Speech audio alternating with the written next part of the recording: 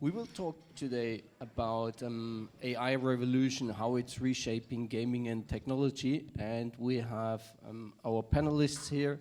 Dragan Petrov, he runs an AI startup, QME AI, which is part of Microsoft Founders Hub. He focused on moonshot approach, which he will explain us later. And they try to supercharge the engagement for 10 times growth in iGaming. We will hear about that. Then we have Asif Akram, who is co-founder of Tristatus. He provides IT managed services, and he is passionate about leveraging cutting-edge technology, particularly AI, to revolutionize in iGaming. And his mantra is working smarter and not harder, so which is nice. And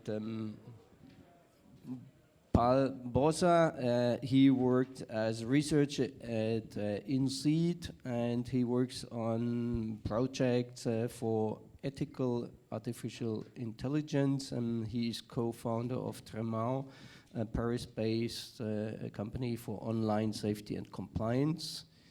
And Martin Tamaika, he is lead research engineer, and he is member of the core team for AI on demand platform within the AI for Europe project. And his focus is on new methods of research and deep learning. And last but not least, we have Stepanka Havlikova. She is lawyer, and she primarily focuses on IT, intellectual property and data privacy, and advise how AI can be implemented and used in companies. Maybe we start with the lady who came at last. So. Hi, hello everyone. Pleasure to be here. Is there a question or?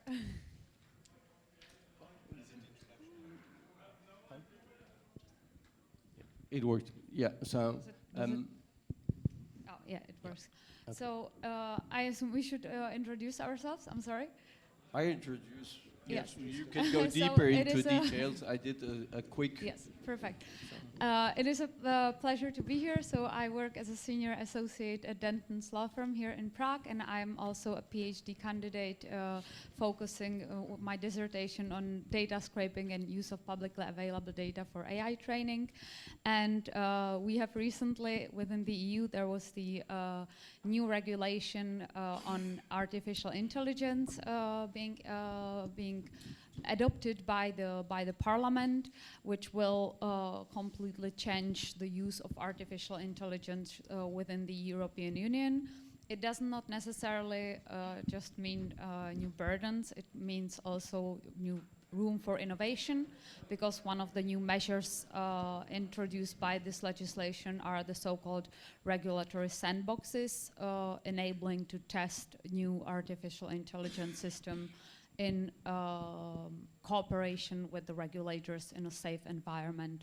So this could mean new room for innovation brought by the legislation.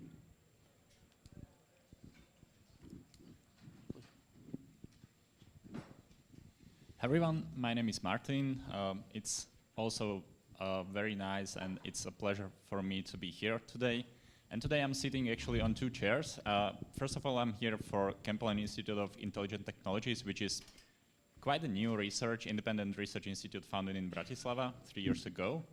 And also I'm here for the AI for Europe European project that aims to create an AI on-demand platform that aims to make it easier for European researchers to collaborate on AI research. So to share models, to share resources, also computational like HPC. And yeah, in KINIT, we actually do quite a lot of research, both basic and applied research in multiple branches of AI, including generative AI and NLP, but also Enviro time series, which can be also very relevant for iGaming industry. what we do is that we do both basic research, mostly in the European projects with European partners, and then we aim to transfer this new knowledge into industry through industrial collaborations. So we also have quite some industrial collaborations with fintech companies, enviro companies, and a lot of other companies where we try to apply the cutting edge research. So it's nice to be here. Thank you, Martin. So I'm Paul Bozin, and thank you for having me today here. It's really a pleasure. Work for Tremo, as you mentioned in the introduction, Paris-based company. We work we call it in the trust and safety sector, but more concretely, we work with lots of gaming companies, also social media companies, dating companies, helping to deal with the user-generated content. So there is a big regulation coming up, which is the Digital Services Act in relation to the activities. It also regulates how AI tools have to be used in their context. And we are also helping these online platforms to be compliant with the upcoming new AI regulation. So basically what we do, they are our clients, we advise them on how to build their processes, how to make sure that they are also absolutely in line with the regulations. But of course, very happy to give you specific examples and use cases during the conversation. Thanks. So hi, I'm Asif. I'm from TriStratus. We're an IT services management company. So we focus on supporting the iGaming industry and other industries with the right technologies and software in order for them to be more productive and achieve their organizational goals and objectives. The AI is actually taking quite a strong rise in the industry. There's a lot of use cases where AI can actually help companies and employees be more productive, but there's a strong element where in any circumstance there's a balance between security and productivity at the same time. So the more secure you make your organization, unfortunately the less productive employees and staff will become. So there's this thin line between getting a balance between being productive and being secure. AI can help internal employees be more productive, but there's a very thin line between being secure as well. I wanted to ask the audience, as you're all aware of ChatGPT. Anyone not aware of ChatGPT? Who's not used ChatGPT? Who's not used it? Okay, so I mean, has anyone read the regulations or the terms and conditions of ChatGPT? Never. And are you aware that Italy actually banned ChatGPT for a short period of time? So Italy actually tried to ban ChatGPT. Actually, they did for a short period of time. And with the new AI Act that the EU regulation is trying to bring in and develop, the ChatGPT is actually threatened to withdraw from the European market completely as well. So that gives you an idea of what kind of level of data that they're holding and the security risk that they might potentially pose. Because if they can't meet the regulations that the EU is imposing, then there's going to be a security risk there. Where is your data being held? I was at a security conference with Satya Nadella whilst I was employed at Microsoft, and he mentioned that data is the new electricity. And that's quite a profound statement, because any organization, your home or whatever you do, you need electricity to survive. Maslow's hierarchy of needs is completely wrong. Today we need Wi-Fi, we need electricity, we need other components to continue our daily lives and routine, because we've become so addicted to online and being being productive and stuff as well. So data is incredibly important, and where you're storing your data and how your data is protected, especially from an organizational and enterprise perspective, with GDPR and things, the fines and the issues you might incur by a data leak is going to be quite profound. So that's why there's going to be a strong balance between being secure and productive at the same time. What has to be done to be on a safe side? So I mean, you're going to have to. Well, the truth is that there's going to be a big rise of third-party apps. And enterprises will need to look at implementing AI within their organization. So either they make customized solutions and integrate them into their particular workflows, and then they have ownership of their data on their own premises or on their own private cloud. By using third-party apps, which primarily are free, you don't really know where your data's been held. So companies need to be more aware of where their data is residing, who is using what particular applications, and how is their data being used as well.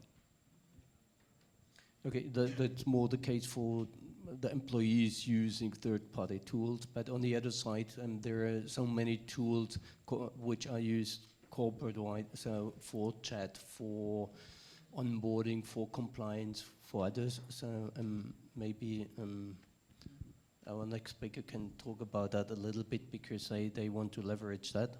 Yeah, sure. Nice to meet you all. My name is Dragan. I come from the Dracula land, so that's Romania. Everybody knows Dracula, but nobody knows Romania. Yeah, so I run an AI startup. We are called QME AI. We are part of Microsoft Founders Hub, and my main goal is to help companies integrate AI in their workflows. So when I think about, and I mentioned about moonshot approach, that means that I'm already seeing real use cases implemented with AI in the industry. So that means everything that maybe a couple of years took, I don't know, one day to complete with AI, we can do that in seconds right now. So that's the moonshot approach that also the Mr. Jensen from NVIDIA talks about. That's the moonshot and the exponential growth that we can have with AI. And yeah, I'm here to hear and to discuss real use cases. So that's what I've been doing in the last year or so. So I'm just open for any discussion. So Martin, maybe research has to be changed, or where is it heading to with AI? Where is the revolution going to? Well, that's a tough question, and I understand it. Everybody would like to know that, and if I knew that, I would be the best researcher in the world, probably. But definitely what the AI is heading towards, and there are some attempts, for instance, also here in Prague, is heading AI towards AGI, artificial general intelligence. So, in other words, we want AI to be able to fulfill a plethora of tasks. A single AI can fulfill many tasks. Like, for instance, right now we have the ChatGPT that everybody knows, and it seems to be working on different tasks. You can have a conversation with ChatGPT on many different topics, but in general, it is not the general AI. It's not able to fulfill many tasks. So this is something that we would like to have in the end. We are not there yet, and I believe although some claim that we are there, we are going to be there in 5 years, it's probably not gonna happen. There are still so many open research problems. But we are moving closer, and for instance, the current high with generative AI is one step towards having an AI that acts like humans, or it seems that it acts like humans, that it can hold a conversation with you, and you are not able to distinguish whether you are conversating with an AI or a human.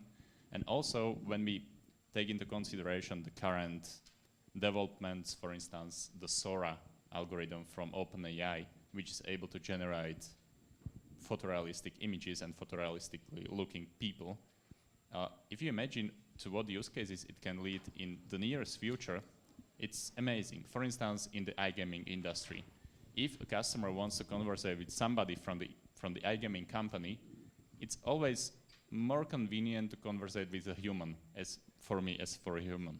And if you imagine that right now we are able to converse with a machine in textual form, also speech to text and text to speech, there are quite some developments. So we are able to talk to the AI, and the AI is able to talk to us in many different languages.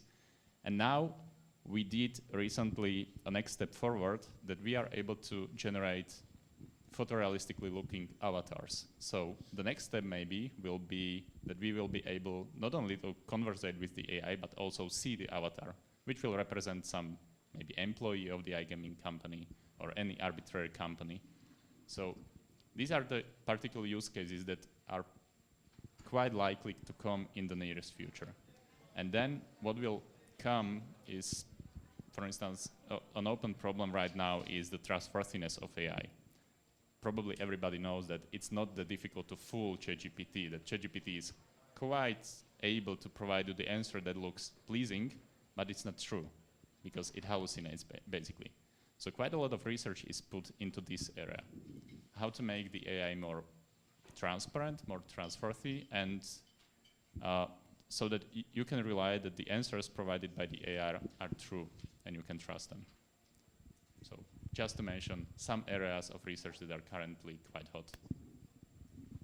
That's one part of AI. On the other side, AI can be used, what we called before, big data, to find out strange behaviors and fraud detection and other things. So is this area bigger and the business cases more than the language modules, what we will use on our own, or?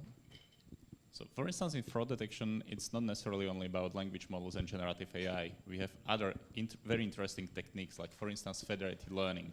Everybody in this room uses federated learning when he or she uses the smart keyboards in the smartphones. This is actually the technology where federated learning started.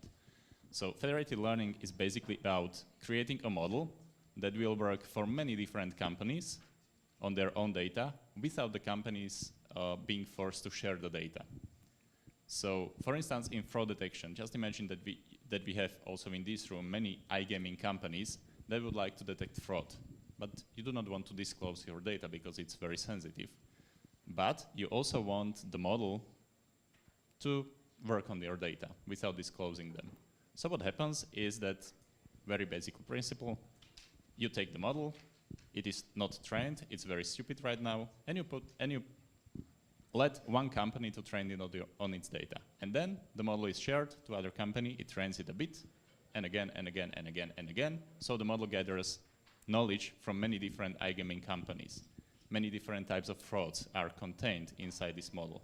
So there is quite some assumption that this model will work for many different companies, and probably also for new ones on which the model was not trained on. So this is very exciting, in my opinion, way of how to push fraud detection a bit further. Can I add? So I'll take a different perspective to data. So data can be used in many ways to enhance decision making. So you can actually see the number of players who's playing, the rate that they're playing, the speed that they're playing, the amount that they're betting, and so on. And you can build out offers very quickly to enhance and effectively make decisions much quicker on the fly. And these are done in real time. AI algorithms can process data in seconds as opposed to someone manually trying to interpret and build out these reports by themselves. So it will save human labor a lot of time because AI can do it within seconds and be able to provide decision makers with the right level of amount of detail and data to make the effective decisions. For example,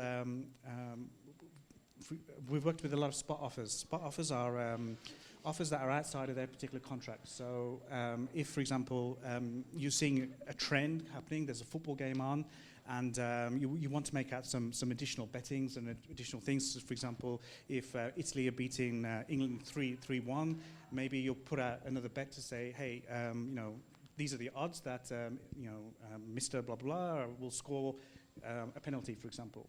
And you can start to try and increase bets during the game in real time as well. So these things that big data and AI can help the gaming industry. Can I also add just a few thoughts of what have been said, and loads of very interesting things have been touched upon.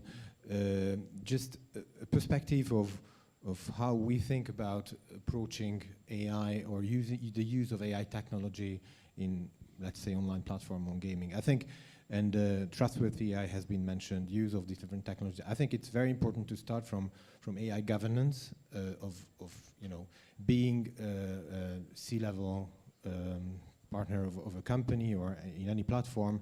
And I think this is going to come more and more. Just to think about what is AI used on my platform for? Do I develop the AI? Is it someone else who's providing to me? How it can be trustful? how can how is my data governance, how I collect data. These are all interlinked, and it's not just to for the sake of the exercise.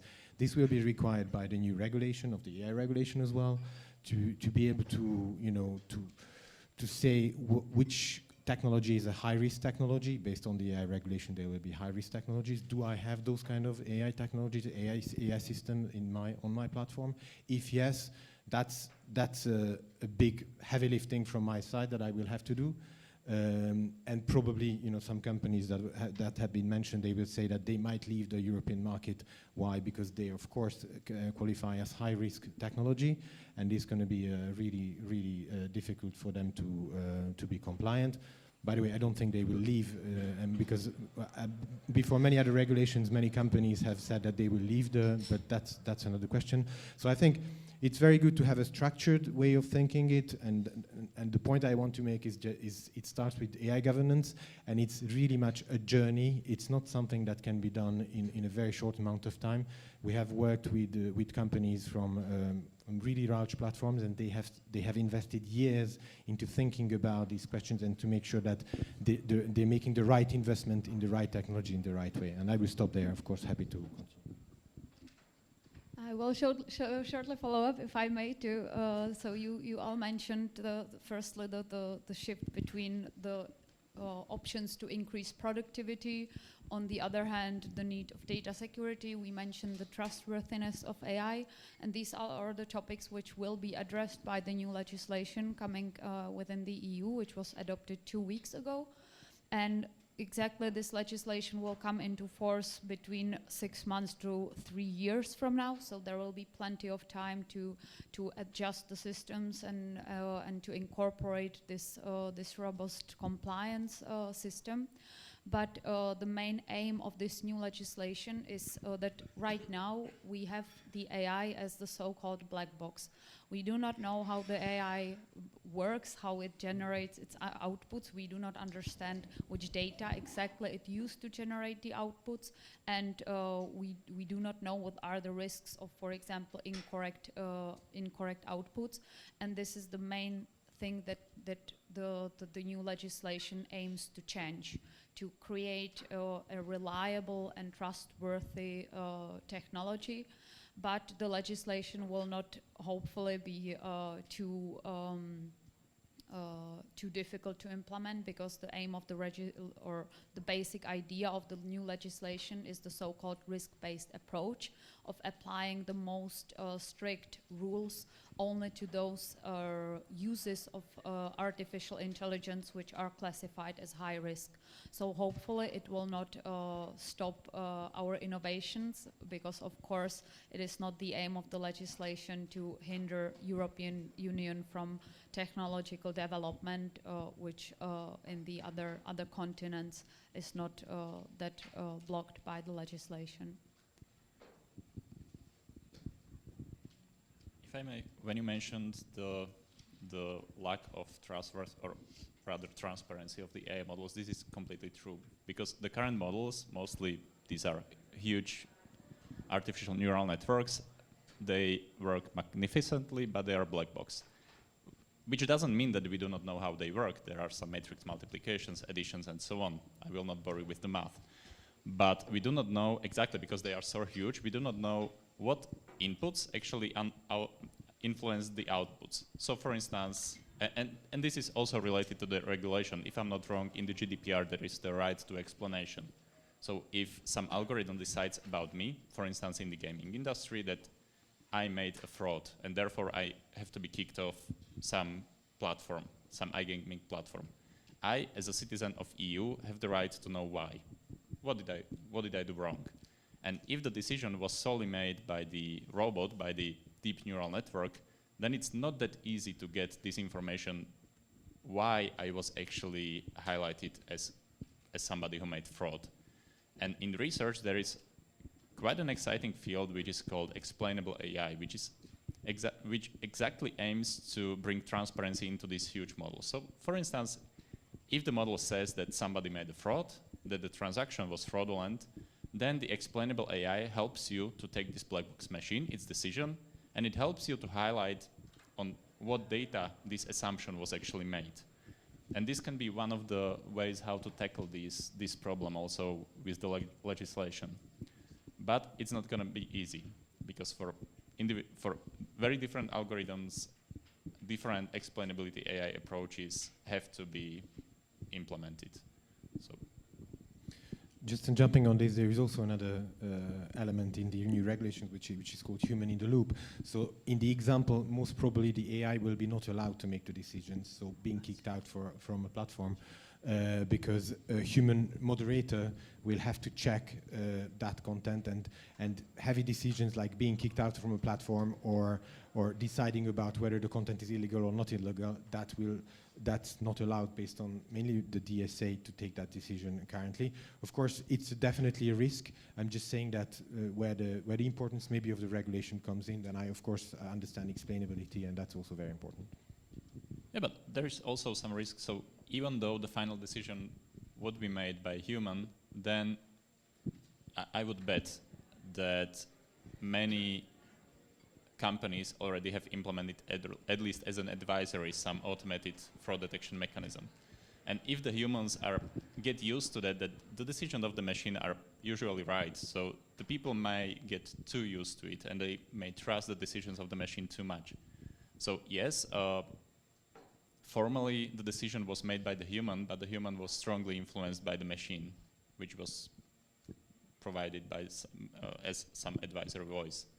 So again, this is more discutable. Like, is this fully explainable, the decision of the human to the affected person, or not? I wanted to add on that. So it's actually important conversation to have. Actually, there's going to be an over-reliance on AI moving forward, and people are going to get addicted and be relying on AI too much. And if you do need the human element to counteract that effect. If, for example, AI has made a decision to ban a particular user because of his name, or maybe his name matched someone else that has been banned, that player can't play on that particular game, unfortunately you've lost a customer. And how many times will that keep happening? Because we're talking about repeatable business, and in times where these are going to be very quick and fast decisions. So you do need a human element to interfere with this process and say, okay, and actually review from a human perspective to see whether that player should be there banned or not. It's going to affect customer loyalty. It's going to affect your brand, because people do talk and move around. Yeah, because important is for operators to improve profit and manage the business better, and for the players we want to have a better user experience. So that's for me the biggest point. So how can we manage that? Assuming I would be an operator, what would be your advice? I mean, you'd have to implement some kind of feedback mechanism, so whereby if someone has been banned, they can actually appeal that decision and request not AI to review again, but actually human element. I mean, we've all had the banking call centers where you keep repeating your name or your numbers and stuff, and it becomes a frustrating experience after a while, because you just really want to speak to a particular person to say, hey, this is my issue, can you please help me deal with it? And after a while, if we keep over-relying on AI and remove that human experience, and yes, you will save money, it will be faster, you'll make decisions faster, but you will start to lose customers. And how many customers are you losing? And unless someone starts to dig into that data, you're going to start losing your reputation, and your players are going to, or customers are going to feel that, hey, this platform doesn't suit me. Yeah, but you mainly wouldn't even know if a machine or person has settled the decision, if you get a bonus or not, or if you are cooked out, or if your limit is changed, or something else. Just adding on that, it's a very interesting conversation, whether we keep business value, whether to keep the user experience positive, and how to balance that, and whether the regulation serves business value or not. That's the question also on the AI Act, that's the question on other regulations as well. But the examples you were mentioning, it really relates to the content moderation rules of the Digital Services Act, which is live from the 17th of February this year. And it's basically, defines the process you were just mentioning in case when there is user-generated content on a platforms, and many of the in the iGaming world for multi-player games or sports betting, you have user-generated content which is publicly available.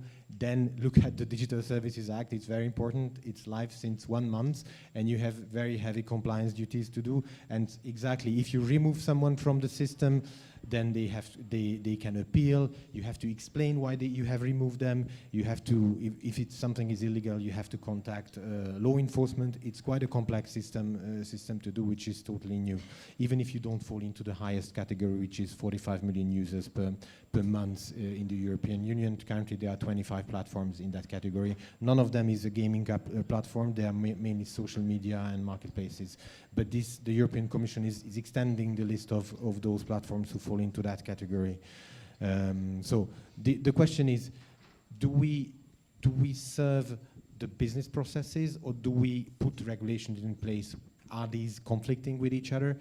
I think in the case of the Digital Services Act, the work that has been done was quite a good job to put this, to align these two aims together. We will see in the case of the AI Act. Having said that, Twitter has said 1 year ago, when they were already seeing the Digital Services Act coming out, of course it's social media, not gaming, but to some extent it's related in the logic that they will leave the European market. The same that was said now by OpenAI.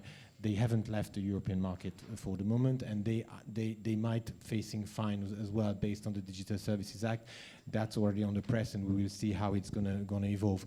But I think it will be interesting to see in the case of the AI Act as well. That's going to take a few years until we will see how it's happened. I will shortly follow up to the discussion about the explainable AI. After the AI Act, this will actually become a requirement on the high-risk AI systems. And as the AI Act requires the producers of the AI systems to develop the AI in a way that it's allows to be interpreted and understood by human users. Therefore, the human users, the employees who are overseeing the AI, need to be really able to understand how the output was generated, what were the reasons for generating the outputs, which as they were, which is in terms of current technology, there will certainly need to be significant development to be able to comply with these rules, as the current AI, as we know it, does not enable this. And the AI Act will also require the deployers of AI to appoint employees with relevant know-how and capabilities and authorities to understand and override the decisions made by AI. So you mean an AI compliance officer? Basically, something like that. I was discussing the AI Act with 3 banks in the Czech Republic and some insurance companies. So I already had the chance to discuss how these companies intend to maybe implement the AI.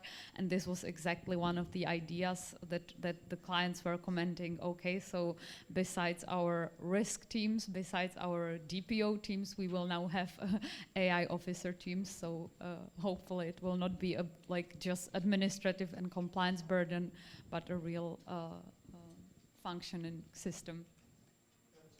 Just a quick point, like following what you're saying, right? I think sometimes in the general knowledge, we always think of the AI as a black box, right?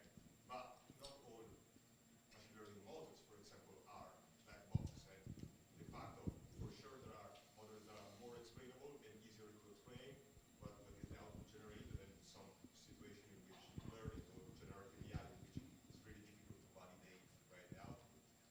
But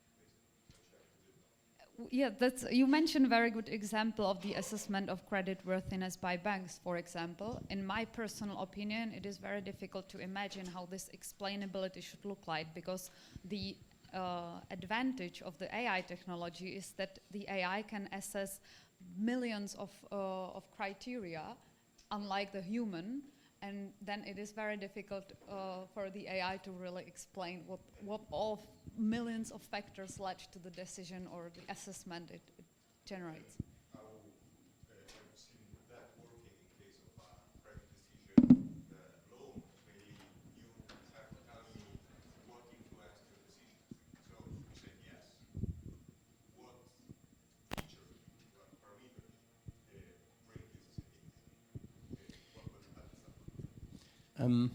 We have 3 minutes left, so if there are some further questions, please ask now. And I think a round table would be perfect to discuss this with a bigger audience. So, please. Hi guys, my name is Lazar Yurchin and I'm a consultant. So I'm working mostly with the operators, and I was expecting to hear today how operators can increase actually their revenue using AIs, not only to save the time to prepare the content, to work with regulative teams, and to analyze all the other things. Do you have any aspects from your side?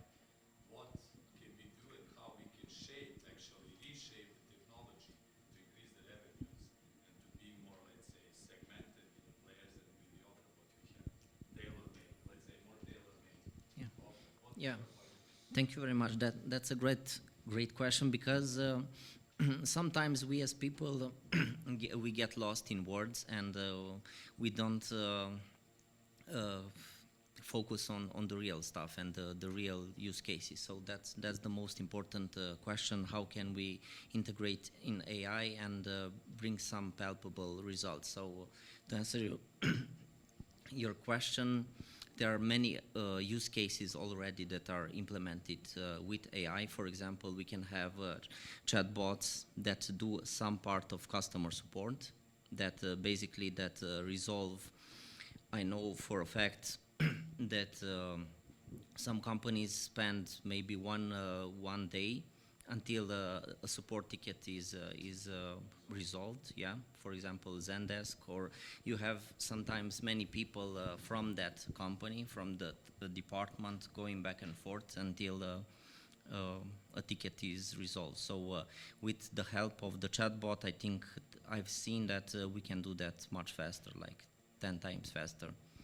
Another. That's definitely one of the sales processes, let's Yeah. say, that can help Yeah. increase, let's say, player engagement and to bring more value with the trust. But what are the other mechanisms? Is anyone here? So I can add. So, for example, I'll use the example of football and around the World Cup. So you get your odds where you place your betting. So play team Italy versus Czech Republic. Italy will win X, Y, Z, and by how many goals will they win? How often will they score? How early will they score? Will the game go into penalties and so on? But you can actually start to create and use data and the number of players that, the history of the games, the history of the players, how many times they've taken penalties, what direction they take the penalties in, and you can start creating real bets or leverage real bets in real time whilst the game is actually running. So you can start messaging people that have already placed a bet to say, hey, I believe Italy is going to beat Czech Republic by 3-0. And you can say, well, do you want to increase your odds of winning or increase your betting by saying, okay, this game is going to go XYZ, Mr. Player is going to score. And when is he going to score? And is he going to use his right foot or left kick? Is it going to be a free kick or is it going to be a penalty? There's going to be multiple different avenues to try to increase your betting through that way.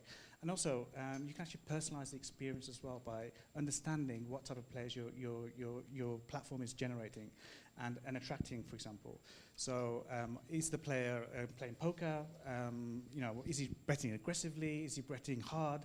And maybe you might want to recommend him into a different type of a poker tournament, which might suit his style a bit more. So the player will feel more engaged in the process as well and increase more his risk as well. Thank you. Just one additional, let's say, question for you. This is something like use case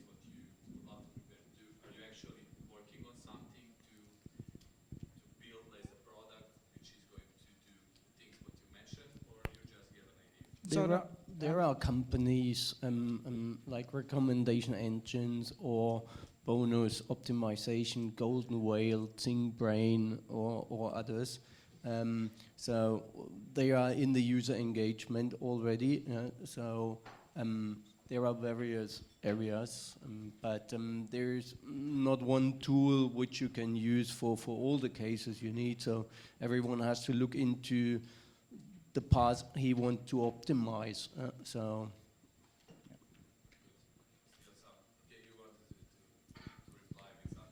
Yeah, absolutely. Very happy. I mean, it's a huge space, and I know a tiny part of it, and I can tell you which one I know. If you have, and I come back to user-generated content when there are people discussing in chat or publicly on the spaces in gaming, we have worked with several gaming companies implementing AI to basically scan what they were saying, what pictures they were creating, what videos they were creating, and to scan for illegal content or harmful content, and to make sure that this is, so you can have all type of content, whatever. And even you have games where the game is created by a user, so the game itself can be a harmful content as it is. I give the example of Roblox, where games are, created by users. So that's a huge industry. Just the AI, we call it them AI detection tools, which are detecting user-generated content. I think we will have to close. We could discuss further on. So, but feel free to ask the panelists at the coffee, and yeah, thank you for being here.